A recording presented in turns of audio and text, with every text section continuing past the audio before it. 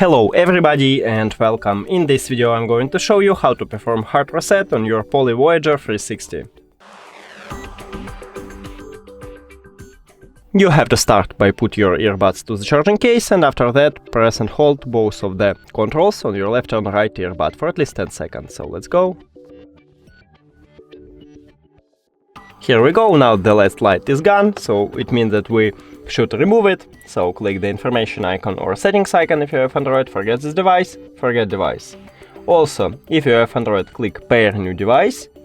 And now it should enter to prank mode automatically, but we can add it manually. Now you can see that we have this light here. And just press and hold on the connectional button at the right side. Here we go. And now click on it at the device list. We did it!